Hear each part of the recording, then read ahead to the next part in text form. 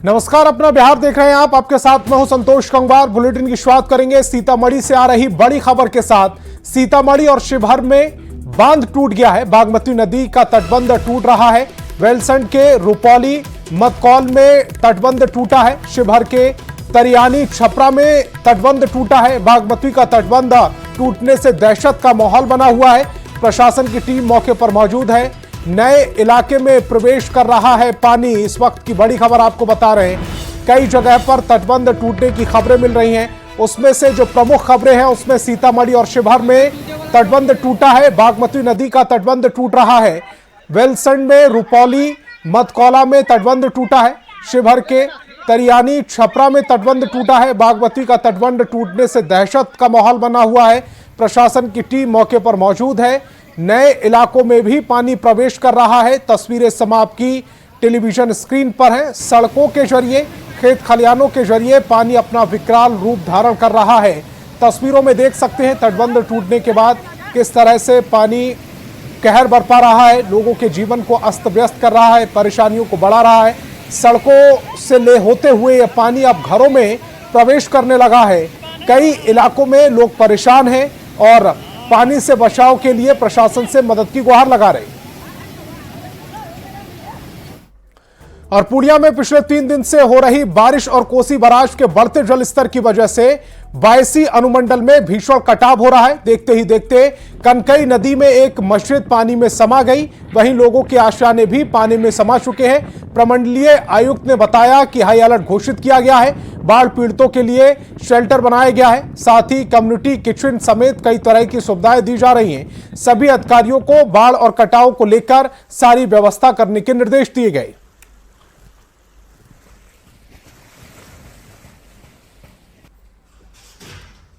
मंडल के क्षेत्र में कोसी नदी में प्रवेश करेगा और इसके लिए प्रशासन पूरी तरह से मुस्तैद है।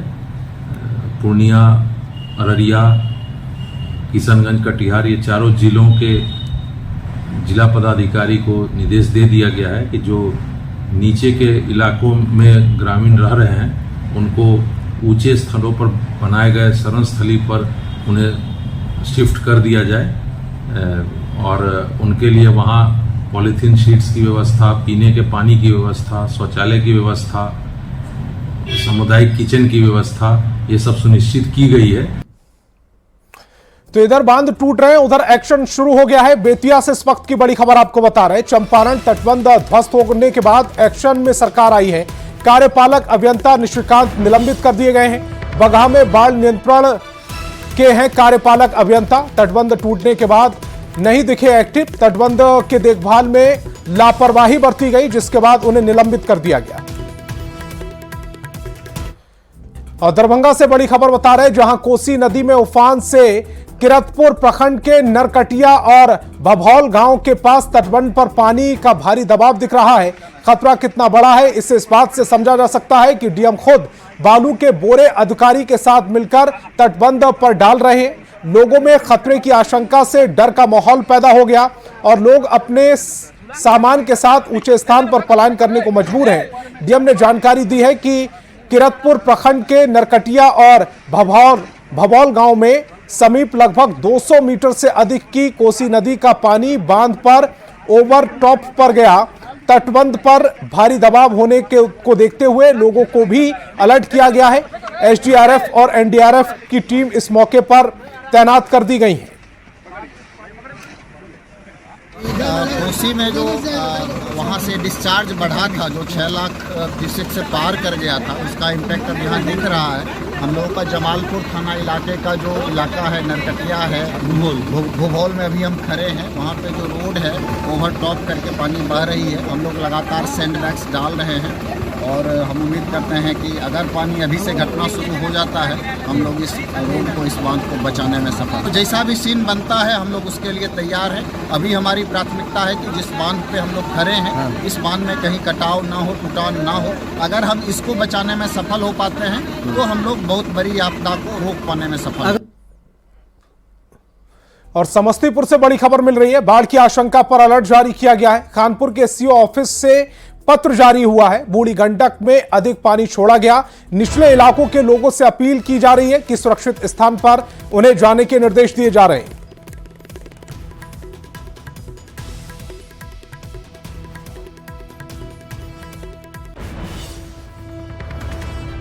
तो बाढ़ की आशंका से जुड़ी इस वक्त की बड़ी खबर आपको बता रहे हैं समस्तीपुर से, जहां बाढ़ की आशंका को लेकर अलर्ट जारी किया गया है। खानपुर के सीओ ऑफिस से पत्र जारी कर दिया गया है। समस्तीपुर से इस वक्त की बड़ी खबर आपको बता रहे हैं, बूढ़ी गंडक में अधिक पानी छोड़े जाने की शिकायत की गई है। और बेतिया में लगातार बारिश की वजह से लौरिया में तबाही का आलम है। बाढ़ को देखते हुए प्रशासन की ओर से लौरिया नरकटियागंज मुख्य मार्ग को बंद कर दिया गया। वहीं अशोक स्तंभ परिसर में बाढ़ का पानी भर गया। सड़क पर 5 से 6 फीट पानी बह रहा है और पानी का बहाव तेज होने की आशंका भी जताई जा रही। लौरिया रामनगर मुख्य मार्ग पर प्रशासन की निगरानी जारी है और कुछ घंटे के बाद इसे भी बंद कर दिया जा सकता है।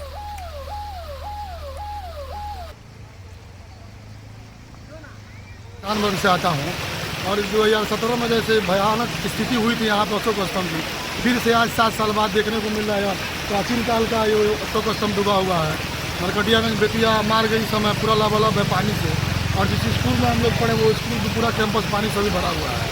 और मतलब 2-3 दिन मूसलाधार बारिश हुई है।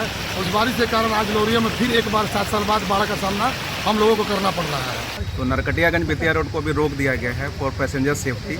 इसको भी हम लोग मॉनिटर कर रहे हैं। यहाँ पे एक चौकीदार की प्रतिनियुक्ति हो जाएगी थाना स्तर से।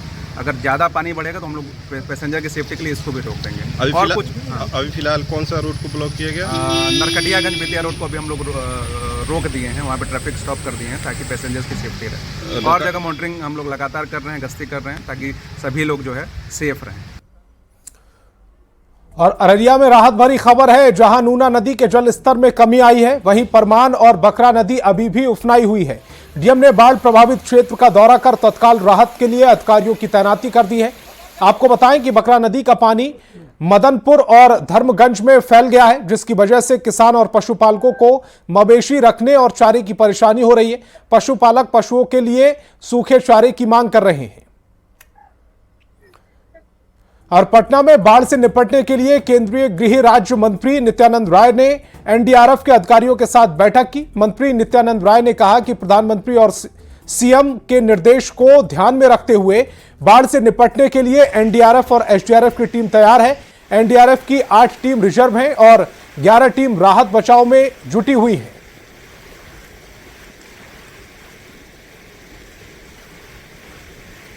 नीतीश कुमार जी भी लगातार इस बाढ़ के स्थिति पर निगरानी बनाए हुए हैं।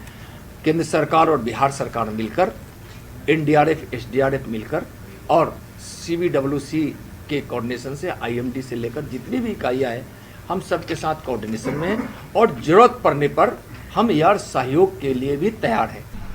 बिहार में बाढ़ से हालात खराब नजर आ रहे हैं। कई ऐसे जिले हैं जो पूरी तरीके से बाढ़ ग्रसित हो गए हैं और अब बाढ़ से निपटने के लिए गृह मंत्रालय की तरफ से भी समीक्षा बैठक की गई है। आपको बता दें कि केंद्रीय गृह राज्य मंत्री नित्यानंद राय ने एनडीआरएफ के तमाम अधिकारियों के साथ एक बैठक की। बैठक के बाद उन्होंने जानकारी दी है कि अभी भी एनडीआरएफ की 8 टीम रिजर्व में रखी गई है। 11 टीम काम कर रही है। जरूरत पड़ी तो पूरी और पश्चिम बंगाल से एयरलिफ्ट कर एनडीआरएफ की टीम को और बुलाया जाएगा। साथ ही साथ नेपाल के तमाम जो अधिकारी हैं, जो हालात वहां खराब हुए हैं, केंद्र सरकार के अधिकारी उनसे बातचीत कर रहे हैं। जल्द से जल्द जो स्थिति बिगड़ी है बिहार की, बाढ़ के हालात जो उत्पन्न हुए हैं, उसे सामान्य करने की कोशिश की जा रही है। विनीता मिश्रा, न्यूज़ 18 पटना। और बिहार में बाढ़ पर तृणमूल कांग्रेस के सांसद शत्रुघ्न सिन्हा ने कहा है कि इससे पलायन की समस्या हो रही। इससे समाधान के लिए केंद्र सरकार को नेपाल से बात करनी चाहिए। ये बिहार में है जो बाढ़ है, ये चिंता का विषय है, लेकिन प्रशासन जो है, सरकार इस पे मेरा ख्याल है चुस्ती से काम कर रही है। लेकिन इसका जवाब तो बिहार सरकार या बिहार सरकार का जिनसे अनुबंध हुआ है, जिन सरकारों से, उनसे बात करनी चाहिए। बगहा में बाढ़ पीड़ितों के लिए सशस्त्र सीमा बल के जवान देवदूत बनकर सामने आए हैं। बाढ़ प्रभावित इलाकों में अपनी जान जोखिम में डालकर एसएसबी का रेस्क्यू दल लोगों को सुरक्षित स्थानों तक पहुंचा रहा है। एसएसबी की 65वीं बटालियन ने लोगों के साथ उनके मवेशियों का भी रेस्क्यू किया। कमांडेंट NS मेहरा के नेतृत्व में जवान प्रभावित गांव तक पहुंचे और लोगों को आपदा की घड़ी में मदद पहुंचाई। अचानक बढ़ जाने के कारण जो कल नेपाल में पानी छोड़ा गया था 5 लाख TPS, उसी के कारण पानी का जलस्तर अचानक बढ़ गया और ये लोग यहीं को फंस गए। उन्हीं को हम जगह जगह ढूंढ रहे हैं, जहाँ पे लोग मिल रहे हैं उनका रेस्क्यू किया जा रहा है और उनको बाहर निकाला जा रहा है। और नेपाल में भारी बारिश के बाद गोपालगंज में गंडक नदी का रौद्र रूप देखने को मिल रहा है। बाढ़ के पानी के कारण कई सरकारी स्कूल पानी में डूब गए, जिस कारण बच्चों की पढ़ाई भी काफी प्रभावित हो रही है। डीएम ने जिले के हालात देखते हुए बाढ़ से प्रभावित स्कूलों को बंद करने के आदेश दिए। ज्यादा जानकारी दे रहे हैं न्यूज 18 संवाददाता गोविंद कुमार। में गंडक नदी का रौद्र रूप दिखने लगा है। गोपालगंज के निचले इलाके में पानी तेजी से प्रवेश कर चुका है और इस वक्त ये सदर प्रखंड के रामनगर गांव की तस्वीर है, जहां पर रामनगर +2 विद्यालय, रामनगर मिडिल स्कूल, आंगनबाड़ी केंद्र समेत कई घर भी पानी में डूब चुके हैं। देख सकते हैं +2 विद्यालय जो दिख रहा है उसका आधा हिस्सा इस वक्त गंडक नदी के बाढ़ के पानी में डूब चुका है। तो इलाके के तमाम जो सरकारी विद्यालय है, निजी स्कूल है, वो बंद कर दिए गए हैं क्योंकि स्कूलों में पानी प्रवेश कर चुका है। पता नहीं कितना पानी बढ़ेगा और कहां तक जाएगा। अभी प्रशासन की तरफ से भी कोई इसकी सूचना नहीं है कि कहां तक पानी बढ़ेगा और क्या होगा। अभी फ़िलहाल +2 स्कूल है, इधर जो भी गांव है सब पानी से घिरा हुआ है। हाई स्कूल में पढ़ते हैं मैं अपने गांव में। यहाँ पर बाढ़ की वजह से हम लोग स्कूल बंद हो गई है और पढ़ाई बंद हो गई। पढ़ाई बंद। गांव में अभी तो बाढ़ की वजह से लेकर लोगों में डर का माहौल छाया हुआ है कि पानी किस स्तर तक बढ़ेगा। पानी अलर्ट किया गया था 5.5 लाख क्यूसेक का, अभी तो पानी हिसाब से लगता है 3.5 लाख क्यूसेक आया है और पानी आने वाला है, इसीलिए लोगों में डर का माहौल है। गोपालगंज के डीएम मोहम्मद मकसूद आलम ने कहा है कि तटबंध के अंदर जो भी गांव है जहां पर सरकारी और निजी विद्यालय हैं, तत्काल उन विद्यालयों को बंद करने का आदेश दे दिया गया है। गोविंद कुमार, न्यूज 18 गोपालगंज। और सीतामढ़ी में बागमती नदी उफान पर है। कई जगहों पर तटबंधों पर पानी का भारी दबाव देखा जा रहा। बरगैनिया के बलुआ और परसौनी के सौली और कोरा खरगी तटबंध में पानी का रिसाव हो रहा है, जिसको लेकर ग्रामीणों में दहशत का माहौल है। लोग तटबंध पर आकर खड़े हैं। तकरीबन 10 साल बाद ऐसा सैलाब देखने को मिल रहा है।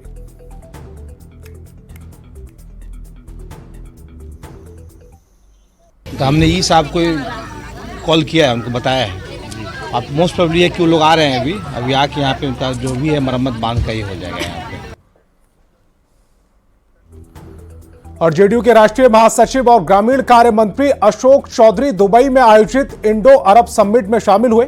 मंत्री अशोक चौधरी ने यूएई के बिजनेस से जुड़े लोगों से मुलाकात की और सीएम नीतीश कुमार की जीवनी पर लिखी किताब को भेंट किया। इस मौके पर मंत्री अशोक चौधरी ने भारत और अरब देशों के मजबूत आपसी संबंधों के साथ साथ हो रहे व्यापार की भी चर्चा की। उन्होंने इसे और मजबूत बनाने पर जोर दिया।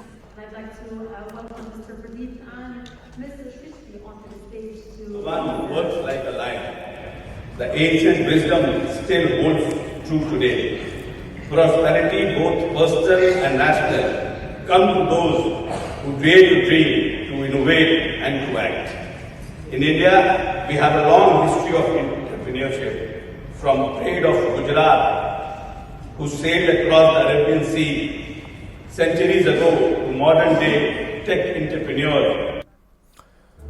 और विश्व हृदय दिवस के मौके पर समस्तीपुर के कृष्णा हॉस्पिटल में एक विशेष समारोह का आयोजन किया गया, जिसमें अस्पताल के doctor, ICU staff, OT staff और वार्ड स्टाफ ने हृदय स्वास्थ्य के प्रति जागरूकता के लिए पैदल मार्च निकाला और स्वास्थ्य हृदय स्वास्थ्य जीवन के नारे लगाए। इस मार्च के दौरान लोगों को हृदय रोगों के प्रति जागरूकता बढ़ाने और स्वास्थ्य जीवन शैली अपनाने का महत्वपूर्ण संदेश दिया गया।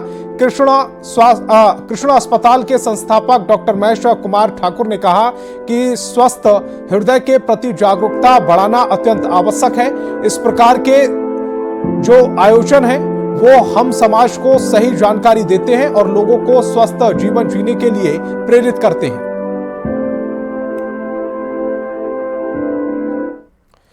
और पेरिस ओलंपिक और पैरालंपिक में हिस्सा लेने वाले लगभग 140 खिलाड़ियों को रिलायंस फाउंडेशन की संस्थापक और चेयरपर्सन नीता अंबानी ने सम्मानित किया।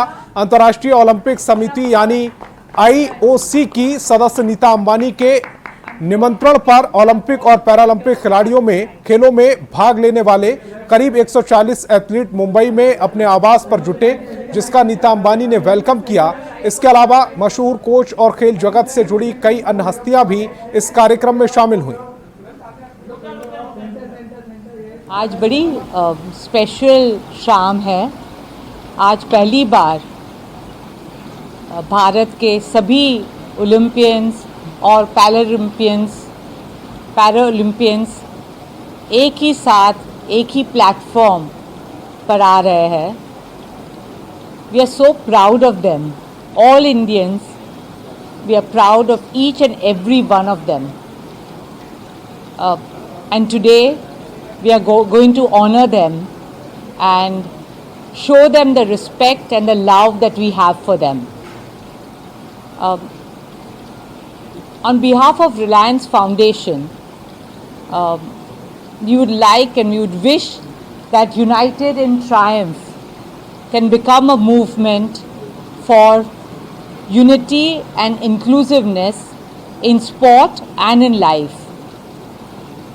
और बस इसीलिए आज सेलिब्रेशन है, जहां we are going to show that all of them are coming together and coming united together.